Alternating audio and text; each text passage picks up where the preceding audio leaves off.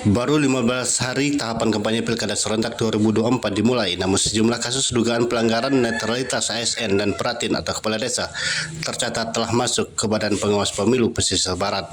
Divisi Penanganan Pelanggaran dan Penyelesaian Sengketa Bawaslu Pesisir Barat, Jewilian Gulta mengatakan, secara keseluruhan ada 7 dugaan pelanggaran yang berkaitan dengan netralitas.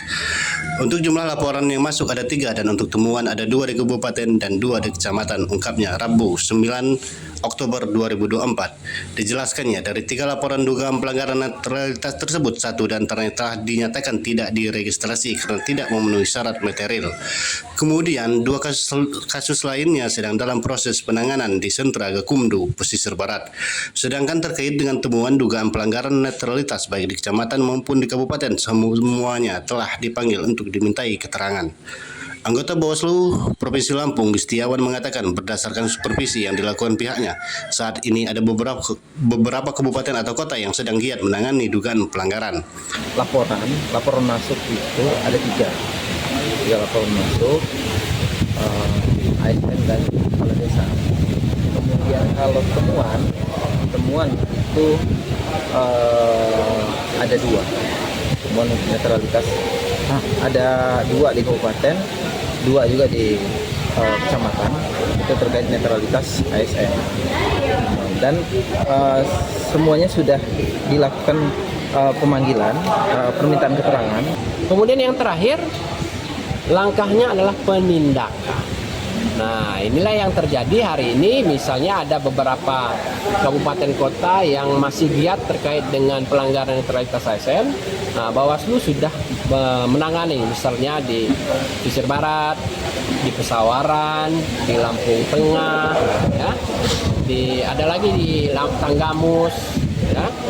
Nah, ini sudah langkah-langkahnya, sudah sosialisasi, sudah pengawasan, sudah, kemudian penindakan hari ini. Nah, kemudian terkait dengan penindakan ini ada 2 pintu. Ya. Pertama dia laporan, kemudian dia temuan. Kalau temuan jelas yang menemukan adalah jajaran pengawas. Ya kan? Kemudian kalau dia laporan. Nah, laporan ini yang memiliki hak untuk melaporkan, yang satu adalah daftar pemilih yang mempunyai hak pilih.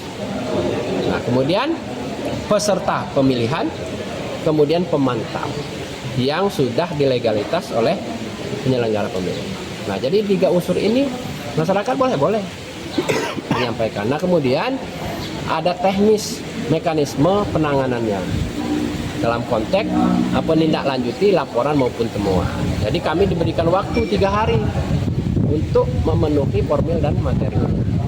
Kemudian kalau dia sudah belum terpenuhi, maka ada tambahan yang diberikan oleh undang-undang dan Perbawaslu, itu 2 hari untuk tambahan untuk memenuhi, melakukan kajian dan penelusuran dalam konteks terpenuhnya formil dan materialnya. Nah, setelah itu kalau dia pelanggaran ASN ini kan dia pidana dan administrasi. Nah, itu 2 outputnya. Kalau dia administrasinya itu akan direkomendasikan kepada kita mengadopsi undang-undang lainnya. Undang-undang KSN namanya, Undang-Undang Netralitas ASN. Maka Bawaslu nanti akan rekomendasi kepada, kalau dulu Komisi ASN ya, nah, kalau sekarang dia ke Komisi ASN. Nanti Komisi ASN itulah yang nanti akan menyangsi apa sanksinya. Nah, kita batasan kita itu hanya sampai kepada rekomendasi. Nah, kemudian kalau dia pidana, nah pidana ini bukan hanya Bawaslu saja.